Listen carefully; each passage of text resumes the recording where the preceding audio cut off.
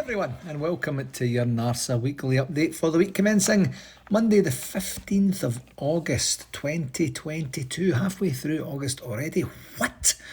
It's Gary here again, and well, what can I say? It's been a very, very successful week for our wonderful football team, hasn't it? Wow, this really is what it's all about being a Rangers fan. It really, really is. I was just thinking this past week that I generally sign off these pods with some sort of state, like during the season when we're playing games, with a statement like, well, here's hoping for a win in this crucial game coming up, or these crucial games coming up, with like a real emphasis on the crucial part. And that's really where we're at as a club. There are no meaningless games or mundaneness to anything about the playing side at Rangers Football Club, and literally every single game counts for us, and of course we wouldn't have it any other way, would we? Definitely not. I mean, even when we won 55, with like 2 months to go in the season before last there, each and every game was geared up towards, either furthering our aspirations in Europe, or, trying to get ready for the Scottish Cup and things like that. So there's just never a dull moment. Let's just say that. So I'll continue to say that sort of stuff because that's how I feel and that's what I think about them. But just a wee food for thought that we don't. I mean, imagine being like a Hibs fan or a St Johnstone fan or a Kilmarnock fan, when you're just so desperate for points, and then eventually you get enough, you're not going to get relegated, and then you're just playing and playing and playing and playing. Yawn, snooze, snore. No way, that's not for me. Anyway, on to the game segment for this week, and wowee, what a week it was. 2 games, 7 goals scored by 5 different goal scorers and 0 conceded.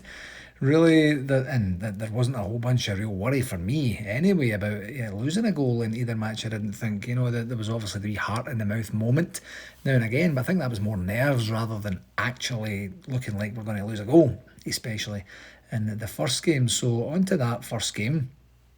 That was last Tuesday's remarkable come-from-behind victory against USG at Ibrox. I'm glad this is probably one of the last times I'll have to say USG, because obviously I butchered their name quite a lot over the last couple of weeks. But after getting torn apart in the first leg in Belgium the week prior, and I kind of mentioned this last week, it was difficult to vision as being just as brilliant as we were in the 3-0 victory last Tuesday. And I think I did mention also last week that perhaps maybe they had their best night of their history and we had our worst night. But part of that was kind of wishful thinking, if I'm being really honest. But it was just kind of supposing, because we were so bad, and it was difficult to see how we could stem the flow of attack after attack after attack that we gave them in the first game. However, we were absolutely sensational and fully deserved the win and the opportunity to progress to the playoff round. I think they only had maybe 1 or 2 shots on target the whole game.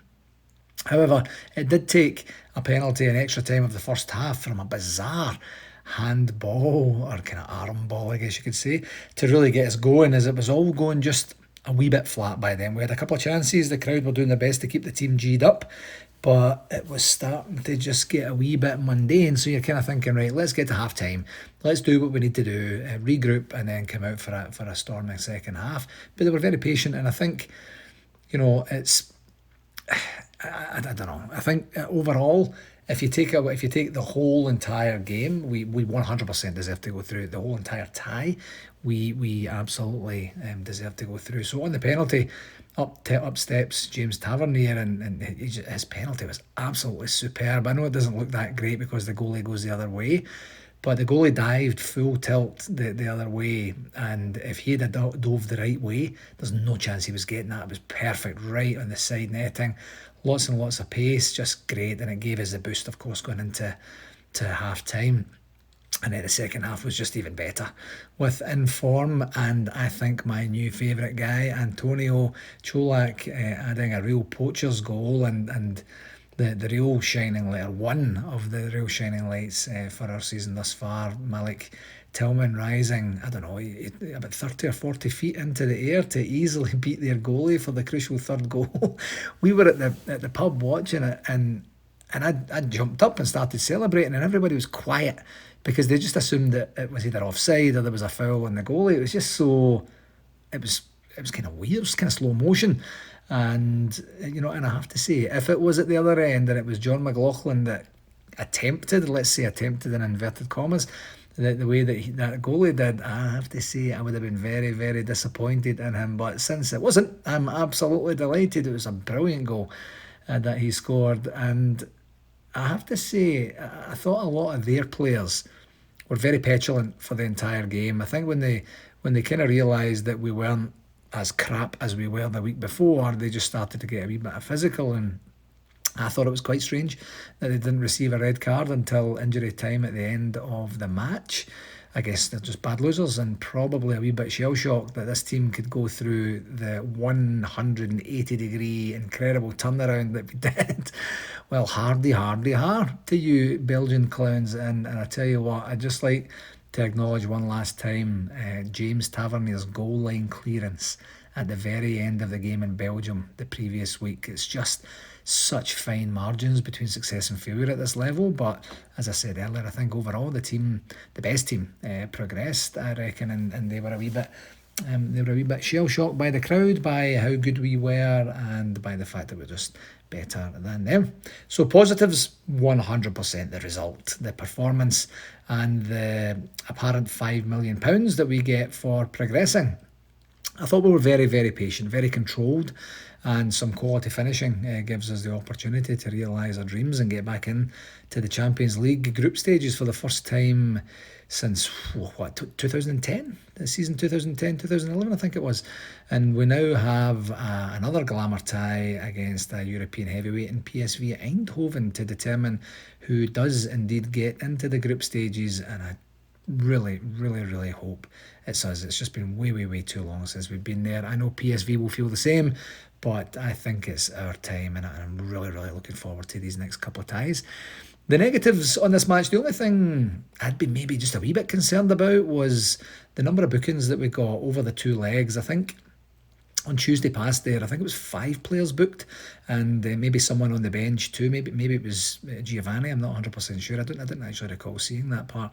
And both James Sands and Tom Lawrence were booked in each of the matches against USG, and they now know that they're just one booking away from a suspension, with it being 3 yellow cards to enact the suspension. So that could be material for them and for us if they get booked in tomorrow's game, if they play in tomorrow's game. So I hope I'm worrying for nothing, but I would hate for our disciplinary record to end up handicapping us as we try and navigate this very, very tricky tie against PSV. I'm assuming that the cards get kind of reset at the beginning of the group stages. I don't know that for sure, but it kind of logically would make sense. Hopefully that's the case.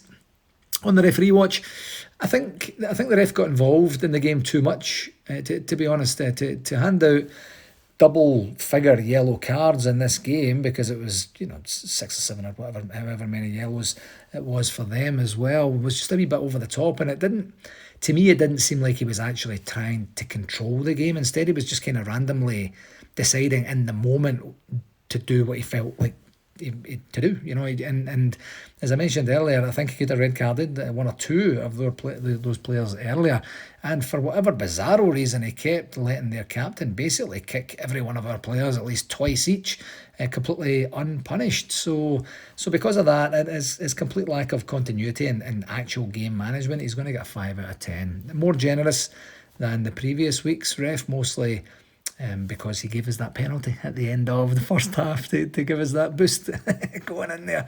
Yeah, but 5 out of 10, he was kind of crap. Second game was, of course, Saturday's 4-0 steamroller job at home against St Johnstone. And I thought this game was really, really similar to the Kilmarnock game from the previous week, where they just went all out for what they now call the low block, which I think is just a fancy name for parking the bus. And they did, but however, they actually did almost score the first goal of the game with a little bit of a miss by Ben Davies, who was making his first first full start at Ibrox, if that makes any sense. And he kind of missed it, then it hit Borna, and then it fell for the player who rifled it wide while he was lying on the deck. It was just a calamity of errors. I didn't think that was Borna's fault at all, but Davies just obviously missed the flight of the ball. But other than that, I don't recall any serious goal threat from them throughout the match, and the goals that we scored were exceptional, and again, just more than worthy of the victory overall. Positives, that's 3 league games that we're into the season, 3 wins.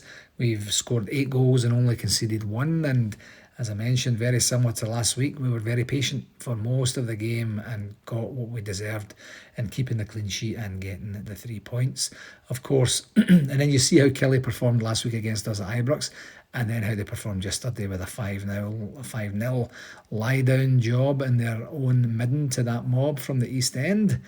Just sigh, man. But that's just what we have to put up with from opposing teams in this league, giving it their all against us and then taking a breather against them. Well, we don't need to rely on anyone else. We just need to win another 35 games, and then the championship is ours. Easier said than done, I guess. Negatives from this game. I don't really have any negatives really to share about this one. I don't want to sound too blasé, but it felt to me like we just showed up expecting to win with style, and the players applied themselves appropriately, and when that happens, we win football matches. It's literally as simple as that for me. The games are coming thick and fast, which is a good thing and maybe a bad thing, but it's getting minutes in players' legs. It's getting them more accustomed to playing alongside each other. It's giving the fans an opportunity, even if it's just in glimpses, of what we can do together, and it's really boding well for the future as well. So this all sounds very positive for my wee negatives section, but there's not too many negatives to come from that. Maybe a few more goals would have been great, but four is good enough. On the referee watch, no real comments from me on Nick Walsh's performance from the weekend. A few bookings overall in the game, and from what I can remember, he wasn't materially involved in anything very controversial or any controversial decisions that really spring to mind. So because of that, and because it was such a great week overall for our team, he's going to get a 9 out of 10 for that. Be generous when I can. So we've got 2 games this week, starting of course with tomorrow's crucial, here it goes again, UEFA Champions League playoff round qualifier at home to PSV Eindhoven, and that's a 3 p.m. Eastern Standard Time kickoff, 8 p.m. UK.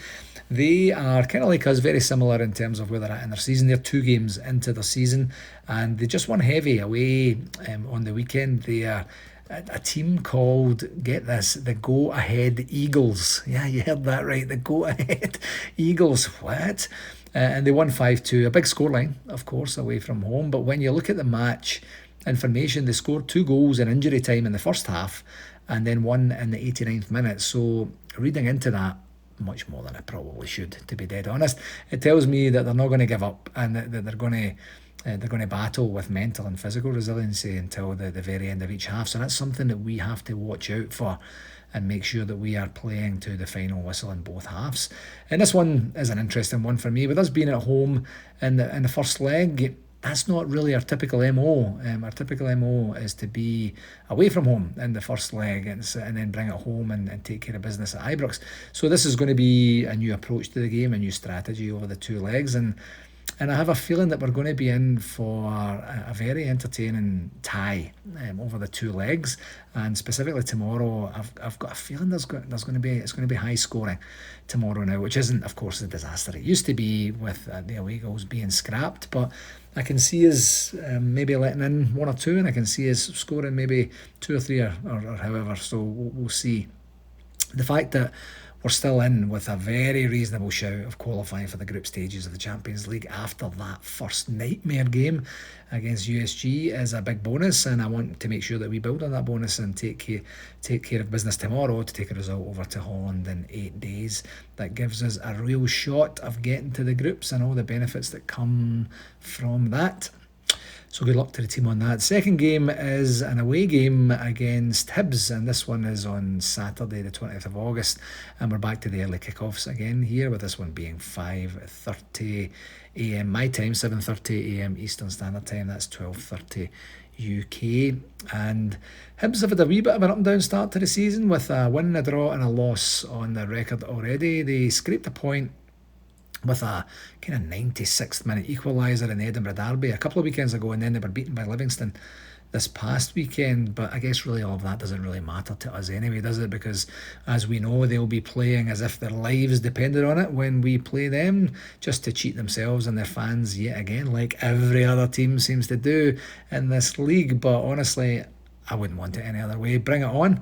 And pound for pound, we are better than them, and we should see another victory for us in this very busy month of the season. For RTV, I think we're still in a bit of a purple patch in terms of the service delivery from RTV, which is brilliant. No incidents that I was made aware of at the weekend. We had a wee bit of a password hitch with the Orange County guys and girls there, but it was just a voucher faux pas at their end, nothing to do with the service. And as I mentioned before, the service is working well, and we now have very, very quick turnaround times on the on-demand showing, which was the last big technical thing that we really had to resolve from last year, sort of last season, I should say. So yeah, less than an hour from full time, you get to enjoy the match in entirety. So all in all, a very, very good position to be in. I had mentioned last week that the club now have the preview show that goes ahead and every Friday night prior to the weekend's games. And you might also have seen that the club announced on Friday that last Friday's show was available to everyone through the club's, I think it was through the club's social media channels, and maybe like on YouTube, and you could pick it up on Twitter and maybe Facebook as well. I'm not 100% sure. It is supposed to be a subscription-based show, so I guess they were just kind of providing a little bit of a free sample to let you try before you buy, sort of thing. Like, then free samples isn't really my thing. The kind of thing that you see in supermarkets where they want to buy you something, or they want you to buy something, and they've got the wee samples out there. I typically just walk past those as they're kind of disgusting, and I'm just not into the germs that I am sure are on that sort of stuff. But I wish I'd saw the communication earlier. I didn't see it actually until the weekend, as I would have liked to have tuned into the show to see if it was any good. But it was just a last minute thing by Rangers, and maybe a wee bit of notice, like I've been harping on about for the last God knows how long, that the communication could have been a wee bit more proactive, and then we could have maybe get a wee bit more viewership and possibly more customers. Oh well, next time.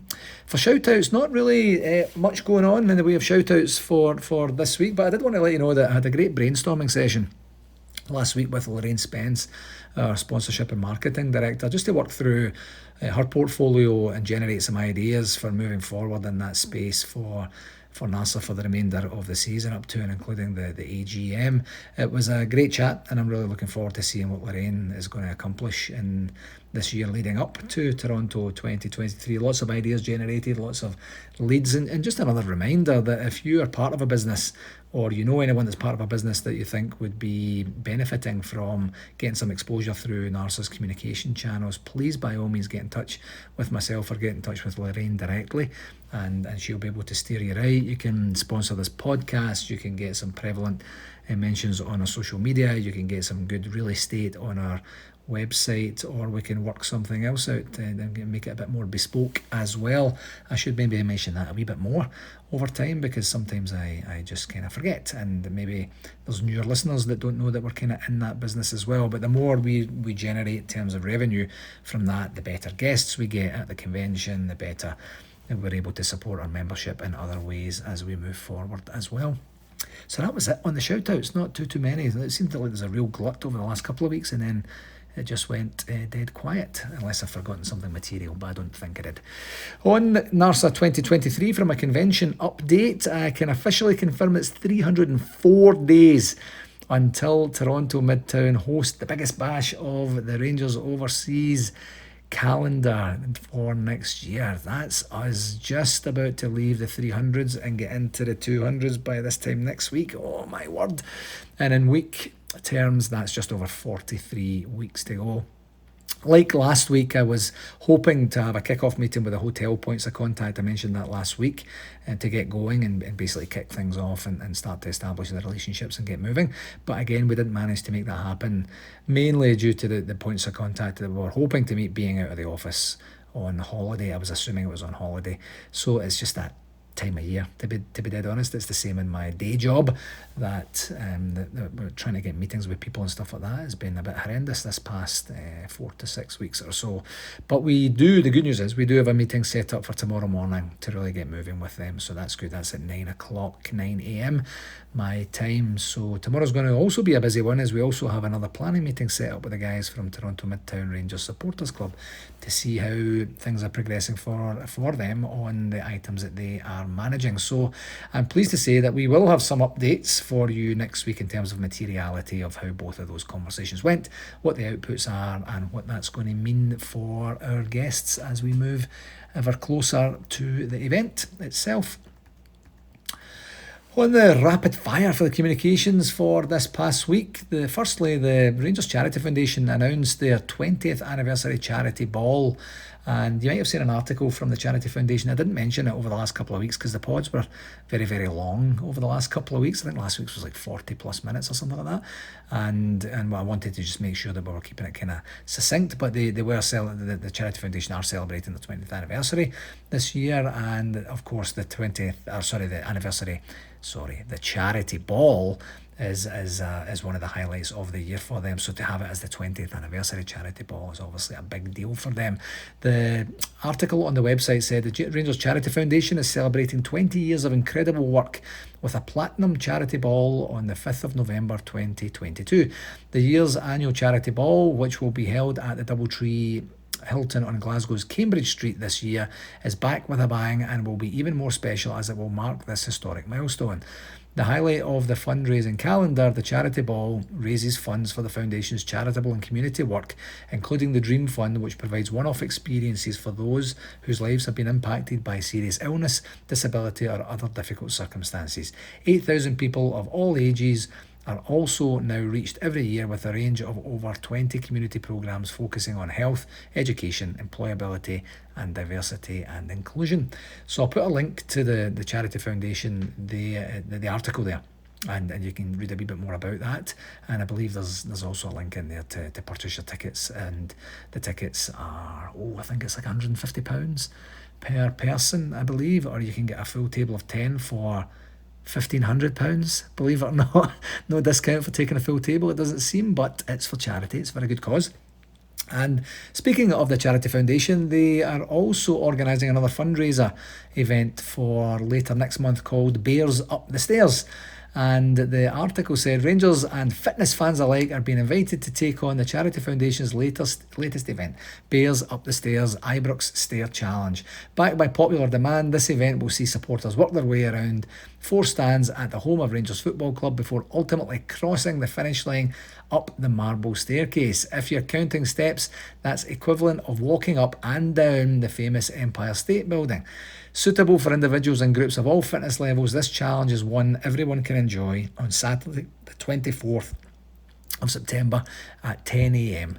Entry costs £10 and you will get a Rangers Charity Foundation t-shirt to keep. Participants will also have the chance to take photos. The article actually says the change to take photos, but I'll just say chance to take photos with the famous Scottish Cup. On completion of the challenge, you'll be presented with a special event certificate and enjoy light refreshments in the members lounge. We encourage each participant to raise a minimum of £50 sponsorship, but don't forget, if you raise £150 or more at this heart-pumping inaugural event, you'll also become a true blue hero and will be invited to receive a medal from a former Rangers player at Ibrox. Please note, this event is for people aged 12 and over. Anyone under 16 will need to be accompanied by a paying adult. I'll put the link to this article in the blurb for tonight as well, because it gives you sign-up details as well to get involved if that's your jam.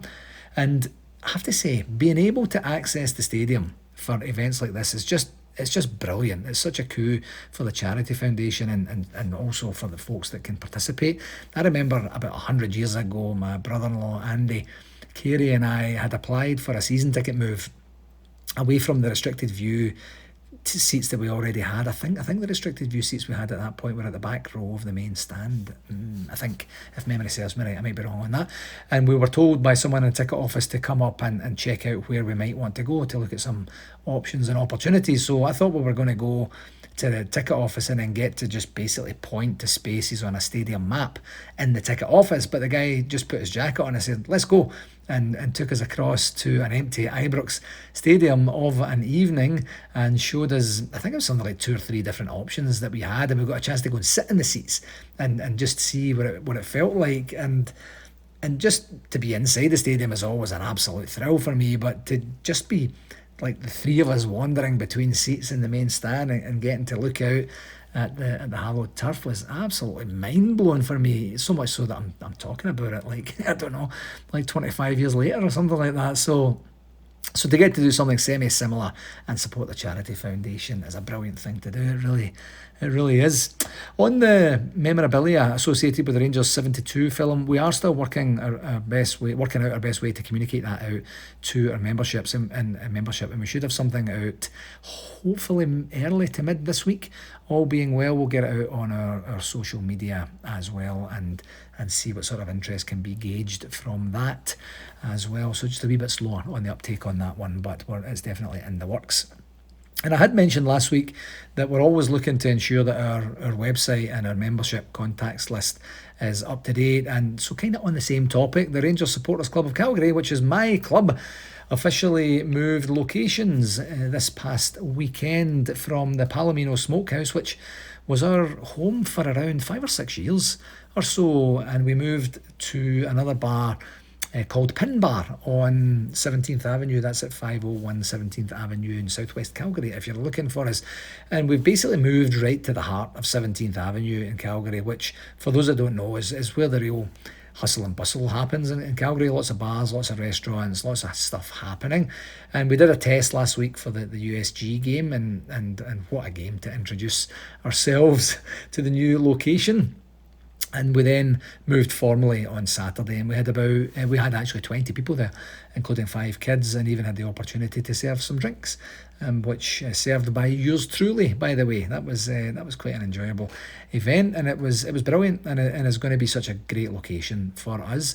The kids entertained themselves with all sorts of pinball and Pac-Man games and Buck Hunter and all that sort of thing, while we got to watch Rangers dominate St Johnstone, and as I say, have a wee bit of a social involved in it. So win literally. So thanks a million to Arlen from the Concord Group for allowing us to move venues between the two under the umbrella of Concord. We're so lucky to have the flexibility and have the trust to be able to do that as well. So this is going to be great for us. Really looking forward to establishing our presence there. In part 5 of the folks who support, encourage, tolerate, create space for, and sometimes work on NARSA related things with your NARSA executive members, I'm delighted to tell you that our very own money man, the Treasurer Alec Grant, kindly provided some wise words for us in terms of his support network. So before we get to that, a wee bit of background on my working experience with Alec thus far. Alec and I first chatted at the AGM last year in 2021 when he was there representing the Big Apple Bears Rangers Supporters Club, and we got chatting afterwards. And at the time of the AGM, the treasurer role was unfilled, and we had agreed to leave it open until the right candidate presented her or himself to us at some point afterwards. And on the day of the AGM, Alex sent me a message on WhatsApp saying something like, I might be interested in this role. Do you have some time to chat about it and maybe give me some more information? And I responded at the time saying, sounds great. That sounds like a wonderful thing to do, or something like that, but I was really enthusiastic about it. And then he messaged me around a month or so later, would you be still interested in having a chat about it? And I literally had no recollection of the initial message from about a month before it and my response. Not a thing. Man, oh man. I mean, I am busy on AGM days, and when the meeting is over, it typically isn't over for me and most of the NARSA exec. We still have some admin and some conversations and some logistics to be managed. So I can only think that I responded in somewhat autopilot and just totally forgot, because I mean, obviously we were interested, and we did make the conversation happen. So whoops, we did get on a call very shortly thereafter. We got on well, and he more than sold himself for the role. and then got to the admin to get himself nominated and seconded and onboarded onto wee NARSA support family. So here's what Alec had to say. I get a great deal of support from my family and friends to help me in my role as treasurer. First, shout out to my son Ian and daughter Claire. They provide emotional support and encouragement and are very happy with the fact that I'm doing something which supports the wider Rangers family. They both grew up knowing that Rangers is much more than a football club. In fact, my son met his partner Donna, a Canadian lady, at NARSA in 2008, and that was in Calgary. She was there on holiday with friends, nothing to do with NARSA, and is now part of the Rangers family. Ian is now Vice President of the London Loyal in the UK. I was a member of the New Livingston Rangers Supporters Club in Scotland for over 20 years before moving to London and then New York. I was with some of my best friends in life from that club in Seville and then in Vegas. Thanks for your help with the raffle in Vegas, gents. I didn't realise these guys helped with the raffle on the Friday night, so thank you very much from me too. They also support me with NARSA, providing lots of great feedback on what went well at the convention and how it could be even better next time. Within NARSA, I can't thank Sandra Hawthorne enough. She has been brilliant at showing me the ropes, managing the banking transaction, and just being a wonderful friend. There has been a lot of talk about dads here on this podcast. Sadly, mine was 39 when he passed, but I wanted to call out to Rangers Rosie, widowed at 37 with 4 children under the age of 15. Oh my word. She passed 3 years ago, but as I think about all the times I would call her drunk from somewhere in Europe with a crowd of us singing King Billy's on the wall. No matter if we woke her up at daft o'clock, she would sing along. She was Rangers crazy and helps with NARSA, as I know she is looking down and still singing her song every time we win. Last but not least, a big shout out to Greg Mitchell, who runs the Big Apple Bears and does a fantastic job of it. He is always great to bounce NARSA ideas off of before or to present to the committee. I can definitely attest to that. That's Alec's words done now and mine's starting again. I can attest to that sentiment about Greg. He is most definitely a sharp cookie, always helpful, always progressive in terms of the work he does for Big Apple Bears, and he does a great job there, and the club is thriving as a result. So to Ian, Claire, Greg, Sandra and Alec's wider support network, thank you very, very much from me and the entire Rangers NARSA family over here for supporting Alec and everything he does. And I mentioned last week the travelling that Alan Watt does. He's always travelling here or there or everywhere for something. Alec takes that to a whole other level, whether he's travelling around the States for work or pleasure, or to Sao Paulo, or to the UK, or wherever it is. The guy just doesn't seem to stop or slow down. So fitting his NARSA work in with his very busy schedule is a real testament to how much he truly cares about his football club. So thanks again, Alec. It's great to have you on board, my friend. Again, folks, this is just a wee opportunity to give people a sneak peek as to who is behind the scenes and helps make this whole NARSA machine work. We have only 2 executive members to go, I guess 3 with me. And now it's only Fraser Muir and Billy Ferguson to go, so I will be hounding both guys this week, and hopefully we'll get something from them to keep this going for another, I guess that would be another few weeks. So that's going to do it this week from me, my friends. As always, thank you very, very much for taking the time to listen, and please do share it with your pals or whomever you think might enjoy it. Until next week, here's 2 victories and 2 more very, very important games for our team, folks. Here's hoping, fingers and everything else crossed. Until then, take care, all the very best. Cheerio.